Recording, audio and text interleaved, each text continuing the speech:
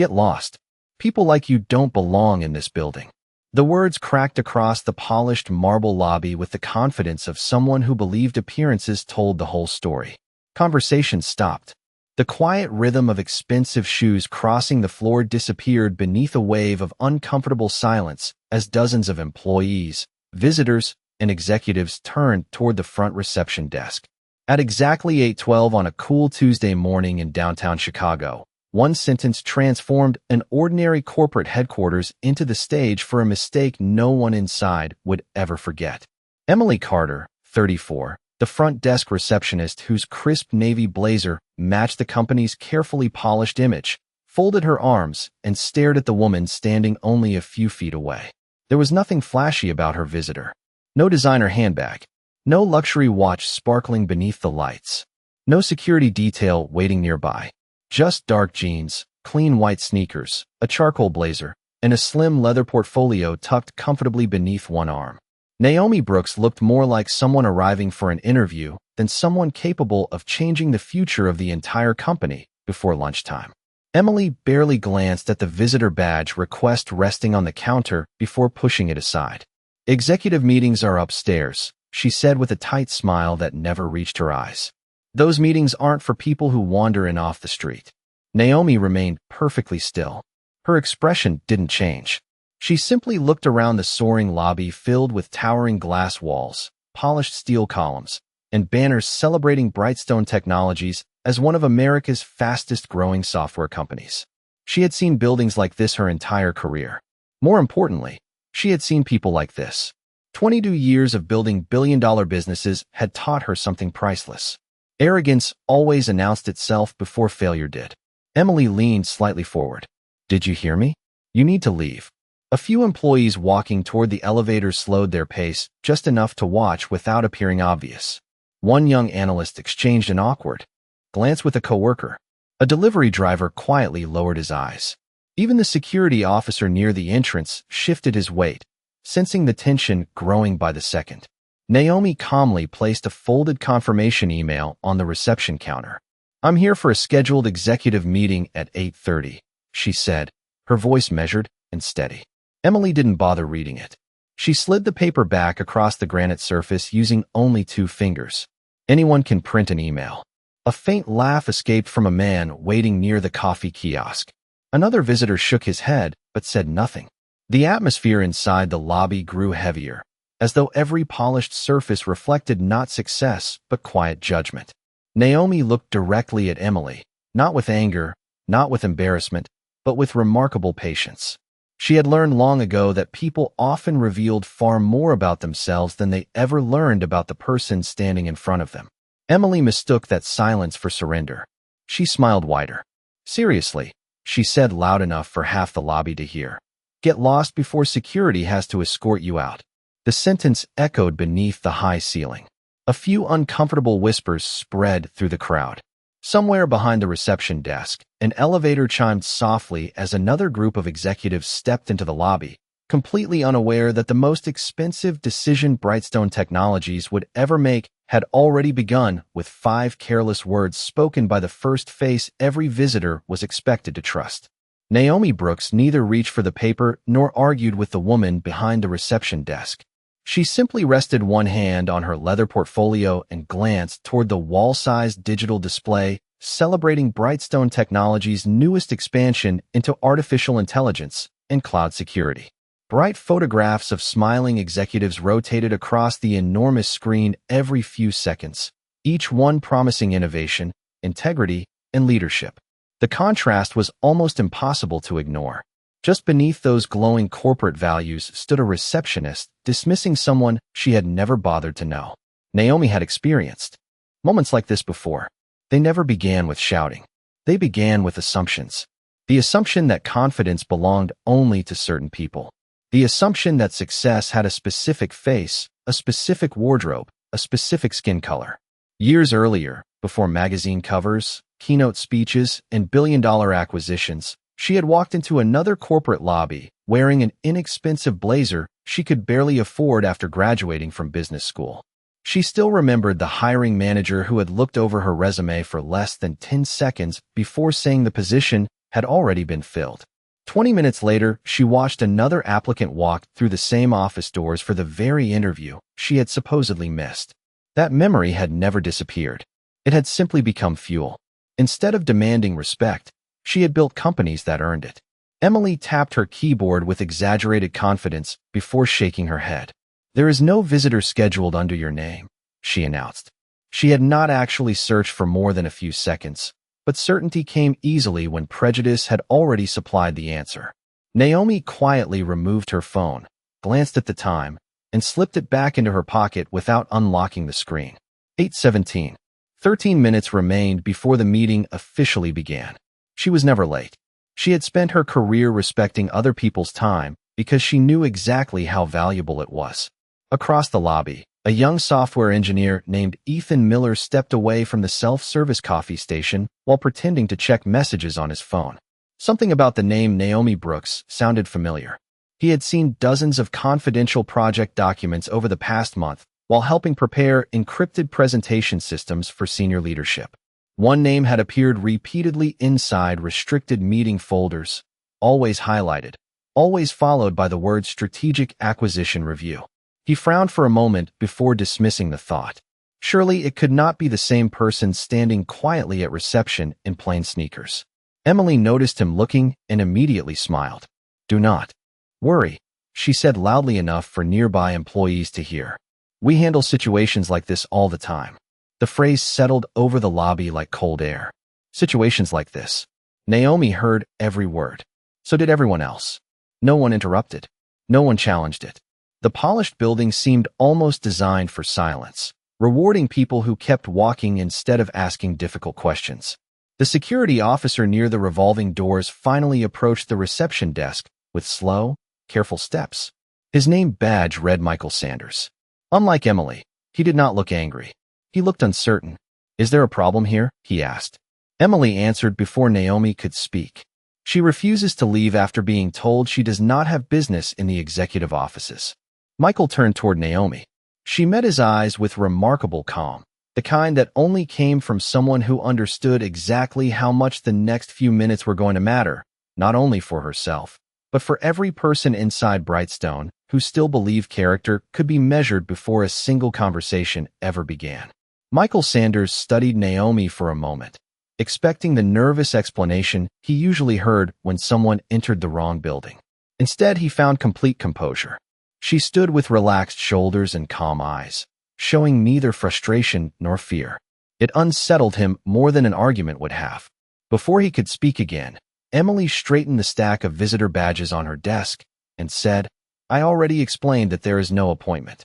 She keeps insisting she belongs upstairs." Naomi answered before Michael could respond. "I said I have a scheduled executive meeting.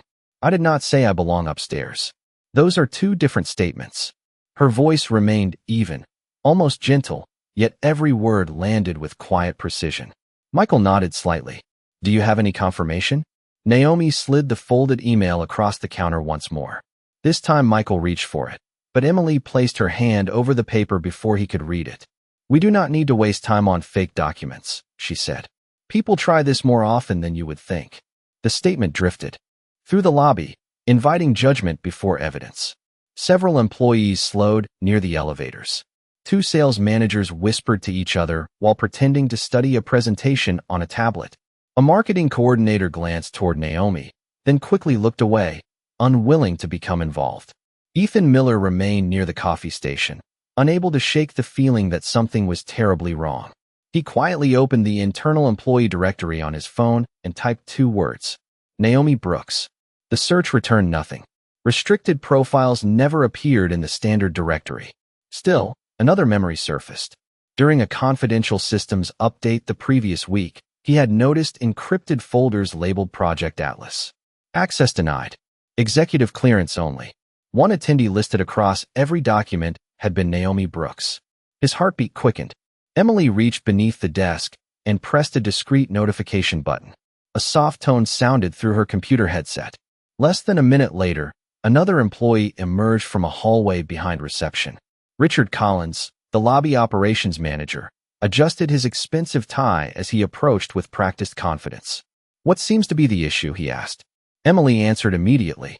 Unauthorized visitor refusing to leave after multiple requests. Richard looked Naomi up and down before extending the briefest glance toward the confirmation email still resting on the counter. "Ma'am," he said politely, "if there has been a misunderstanding, we would be happy to direct you to the Public Visitor Center across the street." Naomi looked at him for several seconds before replying, "There is no misunderstanding on my side." Richard smiled in the careful way executives often did when they believed they controlled every outcome. "Then perhaps you would like to explain why no one here recognizes you." Naomi almost smiled. "Recognition has never been a requirement for an appointment." The words lingered in the air. Ethan lowered his phone and quietly stepped closer. Every instinct told him someone important was standing in front of them, yet no one seemed interested in asking the simplest question. Across the lobby, an older woman waiting for a client meeting shifted uneasily in her chair. She had watched the exchange from the beginning and finally spoke in a hesitant voice. "Has anyone actually read her confirmation?" Emily turned toward the woman with professional politeness wrapped around unmistakable irritation. "Our staff is fully trained, ma'am. Everything is under control." The older woman fell silent, but her expression suggested otherwise. Naomi glanced briefly toward the towering glass entrance where morning sunlight poured across the marble floor. 8:23. 7 minutes remained. Somewhere above the lobby, inside a private boardroom on the 32nd floor, directors were taking their seats, unaware that the future of Brightstone Technologies was no longer being decided around a conference table. It was unfolding quietly beside the reception desk. Ethan Miller stared at the name on his phone one more time before locking the screen. The absence of a public employee profile should have reassured him, but instead it deepened his suspicion. Restricted access was not unusual for outside executives involved in confidential negotiations. He looked toward Naomi again. She was not pacing. She was not pleading. She simply stood with the quiet confidence of someone who understood exactly where she was supposed to be. That calm did not match the story everyone else had already accepted. Richard Collins folded his hands in front of him. "This is your final opportunity to leave voluntarily before we document this incident," he said. Naomi met his eyes. "You are documenting much more than you realize." Emily let out a short laugh. "That sounds like a threat." "No," Naomi answered softly. "It is an observation." The lobby became unusually still. Even the steady hum of conversations near the elevators seemed to fade. Across the room, a young custodial employee named Carlos Ramirez paused while replacing a trash liner beside the seating area. He had watched the exchange from the beginning. Years of working in office buildings had taught him to recognize the difference between someone causing trouble and someone being denied simple respect. This looked like the second. Nearby, the older woman who had questioned whether anyone had read the confirmation email slowly stood from her chair. "I still think someone should verify her appointment before asking her to leave," she said carefully. Richard forced a polite smile. "Thank you, ma'am. We appreciate your concern." His words sounded respectful, but they ended the conversation rather than inviting it. Ethan finally stepped forward. "Richard," he said cautiously, "I remember seeing the name Naomi Brooks connected to one of the executive project files last week." Emily immediately shook her head. "Confidential projects involve dozens of consultants. That does not mean this woman belongs here." Ethan hesitated. "Maybe, but I think we should at least check with executive administration." Richard glanced toward him with visible impatience. "That is not your responsibility." Ethan lowered his voice. "Neither is turning away someone who might actually be expected." Emily crossed her arms. "You are overthinking this." Naomi watched the exchange without interrupting. She had spent decades observing how organizations revealed themselves under pressure. Policies mattered. Procedures mattered. But culture appeared in moments exactly like this, when ordinary people had the opportunity to choose curiosity instead of assumption. Michael Sanders shifted uneasily beside the reception desk. "It would only take a phone call," he said. Emily answered before Richard could respond. "We are not interrupting senior leadership because someone printed a fake meeting confirmation." Carlos quietly looked from Naomi to the reception staff. "She has not raised her voice once," he said almost to himself. The words were soft, yet several people heard them. The older woman nodded. "Exactly. She has been more professional than everyone questioning her." Emily's expression tightened. "Everyone is welcome to their opinion, but this lobby cannot become a public debate." Naomi finally spoke again. Respect is never a debate. It is a decision. The sentence settled over the room with unexpected weight. Ethan looked at her more closely.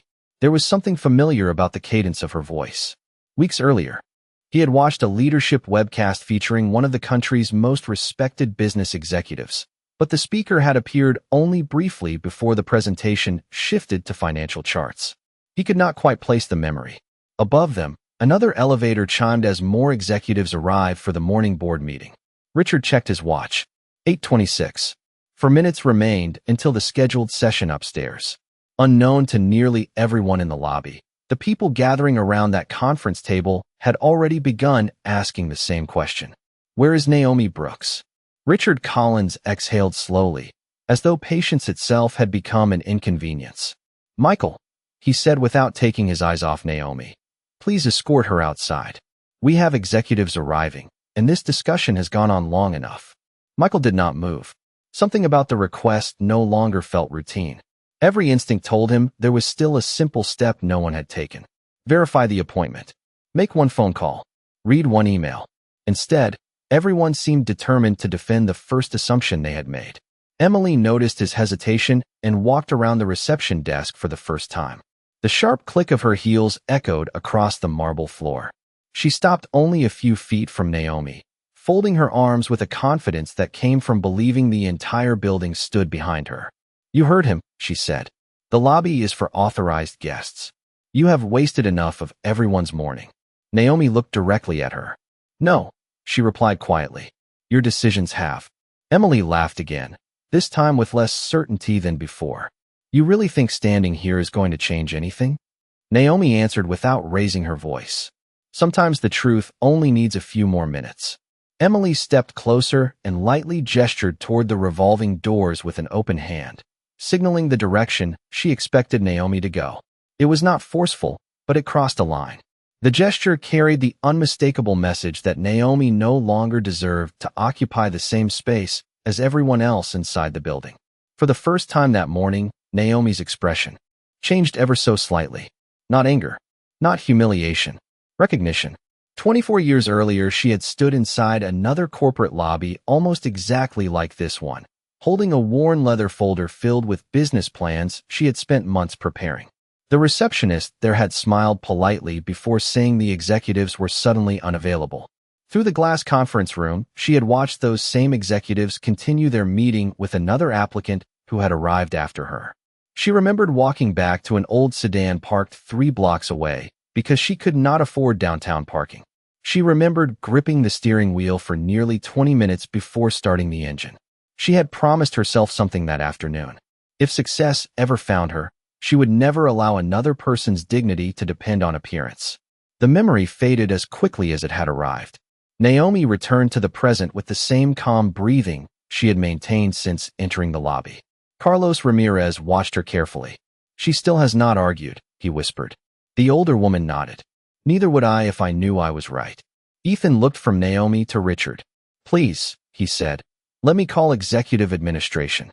If I am wrong, I will apologize myself. Richard shook his head. That is enough, Ethan. Emily smiled as though the conversation had finally reached its conclusion. See? It is over.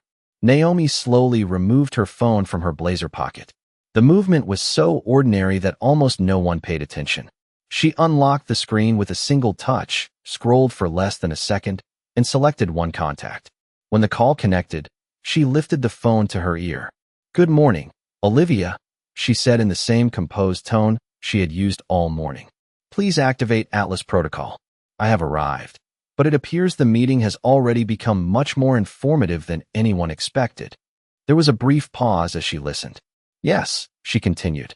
Begin documenting everything from 8/12 forward, including lobby security footage, visitor access logs, and executive attendance records. I believe the board will want the complete picture. She ended the call without another word and slipped the phone back into her pocket. Around her, the lobby remained silent. Emily rolled her eyes. Richard folded his arms. Michael frowned thoughtfully. Ethan felt a chill run through him. Somewhere on the 32nd floor, several phones began vibrating across a polished conference table at exactly the same moment. The call lasted less than 15 seconds, Yet something invisible began moving far beyond the lobby walls. Naomi did not explain who Olivia was. She did not mention the purpose of Atlas Protocol. She simply returned her phone to her pocket and waited with the same quiet confidence that had unsettled everyone since she arrived. Emily folded her arms more tightly. "That performance was supposed to impress us?" she asked with a smirk. "Because it did not." Naomi looked toward the towering glass entrance where streams of morning sunlight stretched across the marble floor. "It was not for you," she replied.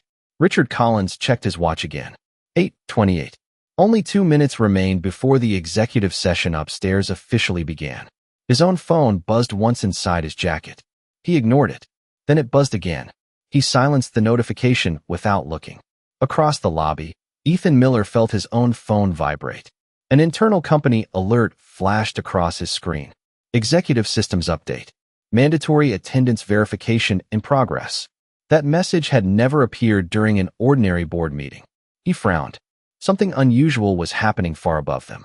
On the 32nd floor, members of the board exchanged puzzled looks as confidential tablets refreshed simultaneously. A red banner appeared across every screen. Strategic acquisition review delayed. Principal executive not present. Immediate verification required. The chairman looked toward the empty chair reserved for the morning's most important guest. "Has anyone reached Ms. Brooks?" he asked quietly. An executive assistant standing near the conference room entrance glanced at her phone with growing concern. "Her assistant says she arrived 18 minutes ago," she answered. "She never reached this floor." Silence spread around the table. Back in the lobby, Michael Sanders shifted his stance again. His years in corporate security had taught him to trust patterns. People pretending to belong usually became impatient. They argued. They left. Naomi had done none of those things. She had simply waited as though time itself favored her. Michael finally turned toward Richard. "I still think we should verify her appointment." Richard's expression hardened. "The situation has already been handled." "Has it?" Michael asked quietly. Emily interrupted before either man could continue. "We cannot stop every executive meeting because someone walks in carrying a folder." Carlos Ramirez continued replacing trash liners with slow, deliberate movements, though his attention never left the reception desk. "Funny thing about respect," he murmured almost under his breath. "You only notice it after it is missing." The older woman waiting for her client meeting nodded gently. "That is true." Ethan suddenly remembered where he had seen Naomi's face. 6 months earlier, he had watched an international business summit while helping test the auditorium livestream system. A keynote speaker had discussed ethical leadership during corporate acquisitions. The audience had stood for nearly 2 minutes after her presentation. Ethan opened a web browser with trembling fingers and typed her name. Before the page fully loaded, a familiar photograph appeared. The same calm eyes. The same composed smile. The same woman standing only 20 feet away in simple sneakers. His breathing stopped for an instant. He looked from the screen to Naomi, then back again, almost hoping he was mistaken. He was not.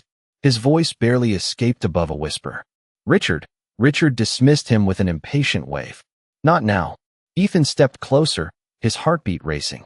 "No," he said more firmly. "You need to see this right now." Richard reluctantly glanced toward the phone. Before he could focus on the image, every elevator in the central lobby chimed almost simultaneously. One after another, polished stainless steel doors slid open.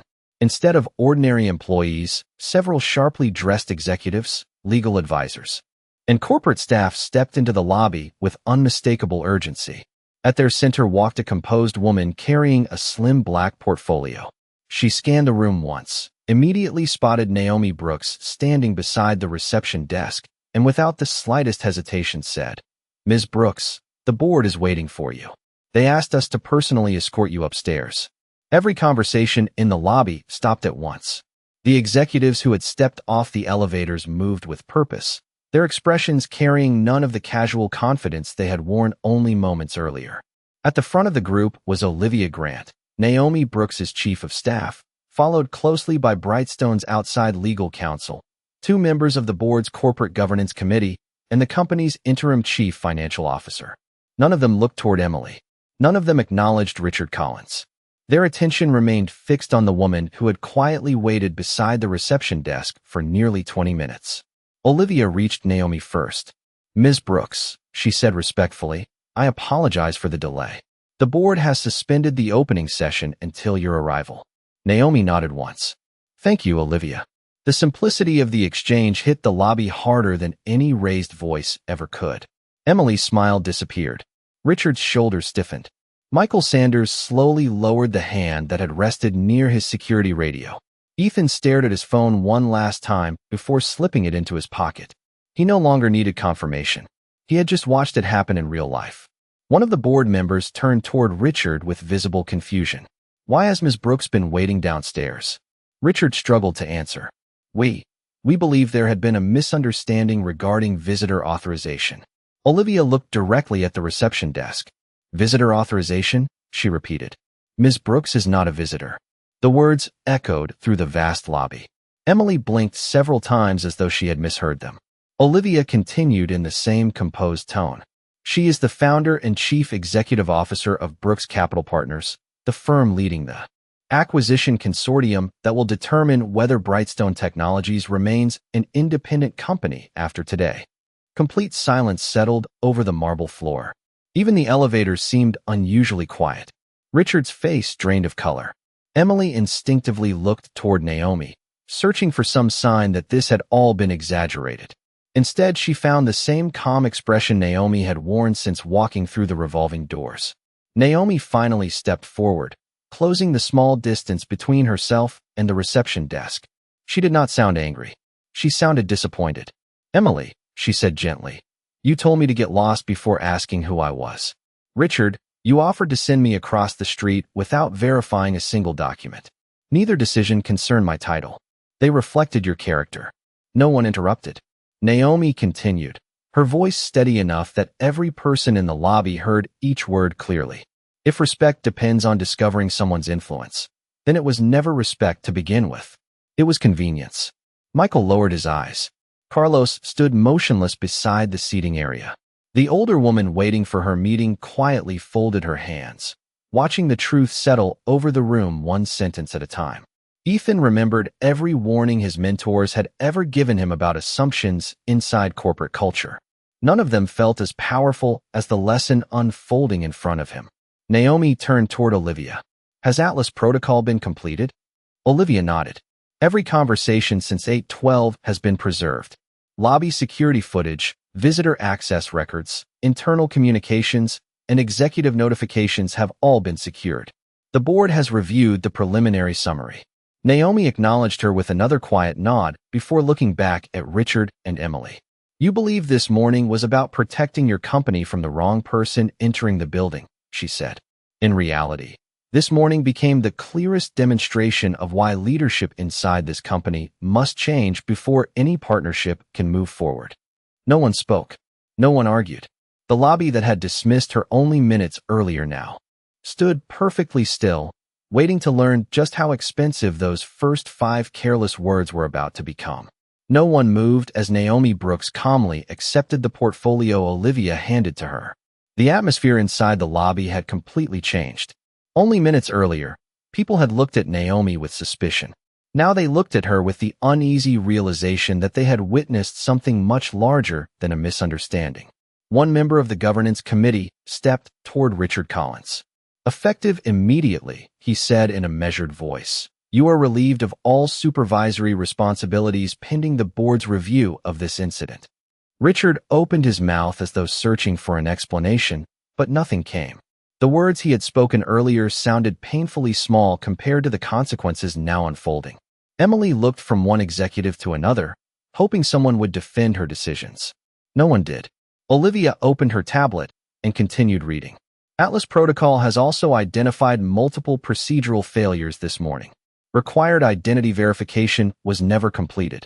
Executive administration was never contacted. Documentation provided by Ms. Brooks was refused without review. These actions violated company policy before they violated basic professionalism. Michael Sanders lowered his head slightly. I should have insisted on making the call, he admitted quietly. Naomi turned toward him. You questioned what was happening, she said. Leadership often begins with a single question that everyone else is afraid to ask. Michael nodded silently. Ethan Miller stood nearby, replaying every moment in his mind. Had he spoken sooner, perhaps things would have unfolded differently.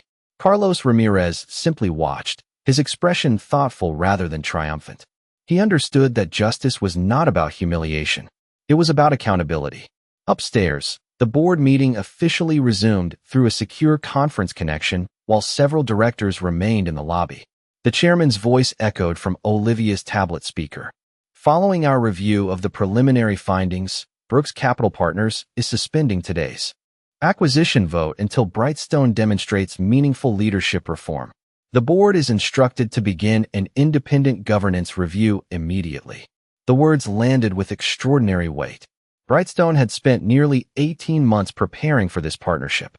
Investors expected the agreement to stabilize the company's future. Market analysts had described it as the most important corporate transaction of the year. Now everything had stopped because a culture problem had revealed itself before the meeting even began. Naomi slowly looked around the lobby one final time. Companies rarely fail because of one conversation, she said. They fail because the same conversation has been allowed to happen again and again until it becomes normal. Several executives lowered their eyes. They understood exactly what she meant. Olivia continued reading additional board directives. Executive hiring practices would undergo an external review. Mandatory leadership training would be implemented across every division. Internal reporting systems would be audited by an independent ethics firm. Richard Collins and Emily Carter would be placed on immediate administrative leave while investigators completed their assessment of the incident and prior complaints. No one celebrated the announcement.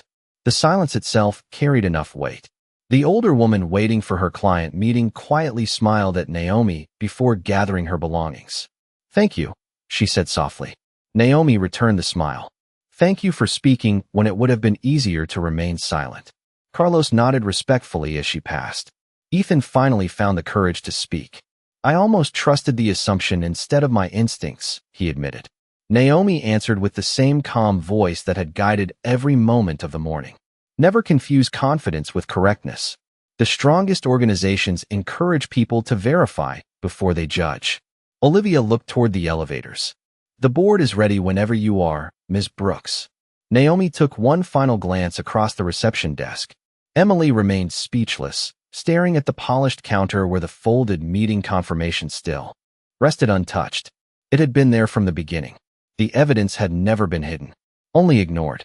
Without another word, Naomi turned toward the elevators, leaving behind a company that had just discovered the greatest threat to its future had never been standing outside its doors. It had been waiting behind its own reception desk all along. The board meeting lasted less than 40 minutes, yet its decisions reshaped the future of Brightstone Technologies more completely than anyone inside the building had imagined when the morning began. Independent investigators were retained before the first agenda item concluded. Leadership accountability measures were approved unanimously. The acquisition would remain suspended until every recommendation from the governance committee had been implemented and independently verified. Naomi Brooks never raised her voice during the meeting. She did not demand revenge. She did not ask for public apologies. She asked for something far more difficult: permanent cultural change. When the meeting finally ended, executives quietly filed out of the conference room, carrying thick folders that suddenly felt much heavier than when they had arrived. The elevators carried Naomi back to the lobby just before 10 o'clock. The atmosphere downstairs was almost unrecognizable. Employees who had hurried past her earlier now paused respectfully as she walked toward the front entrance. The reception desk looked exactly the same, yet everything about it had changed. Richard Collins and Emily Carter were no longer standing behind it. Temporary staff had already assumed responsibility while the internal review moved forward. Michael Sanders remained near the entrance. As Naomi approached, he stepped forward with quiet sincerity. "Ms. Brooks," he said, "I owe you an apology. I should have trusted my judgment instead of the assumptions around me." Naomi offered a small smile. "The important part is that you recognized the difference before the day was over. That gives people a chance to grow." Michael nodded with genuine gratitude. Across the lobby, Ethan Miller gathered the confidence to approach as well. "Thank you," he said. "I learned more in one morning than I have from years of corporate training." Naomi looked at him thoughtfully. "Remember this lesson when you become the person making decisions. Someone's future can change because of the first words you choose to speak." Ethan promised himself he would never forget them. Carlos Ramirez watched from nearby, replacing one final trash liner before beginning the next floor of his daily route. Naomi walked over and shook his hand. "You reminded everyone that respect matters before status," she said. Carlos smiled humbly. "My grandmother always told me that the easiest way to recognize character is to watch how people treat someone they believe cannot change their lives." Naomi nodded. She was very wise. The older woman who had spoken up earlier happened to be leaving after finishing her own meeting. She passed Naomi near the revolving doors and simply said, "I hope they listen this time." Naomi answered, "Today was only the beginning. Real change is measured by what happens after everyone stops watching." Outside, the Chicago skyline reflected across the glass towers surrounding Brightstone's headquarters. Morning traffic continued as though nothing extraordinary had happened inside the building. People hurried to meetings, taxis stopped at the curb, and the city carried on with its familiar rhythm. Yet inside one company, an ordinary Tuesday had become a permanent turning point. The story was never about a receptionist alone. It was never about one manager or one conversation. It was about the invisible culture that allowed quick judgments to replace simple curiosity. It was about the cost of assuming that dignity belongs only to people who look successful. And it was about the quiet strength required to answer disrespect with discipline instead of anger. Before entering the waiting car, Naomi looked back at the building one final time. She did not see enemies. She saw an organization standing at a crossroads, finally forced to confront the difference between polished branding and genuine integrity. Then she spoke one last sentence, not loudly, but clearly enough for those nearest the entrance to hear. "Power does not create character. It reveals the character that was already there." I did not raise my voice today. I raised the standard. With that, she entered the car, and as it disappeared into the flow of downtown traffic, the people left behind understood that the most important executive lesson of the day had never been delivered inside the boardroom.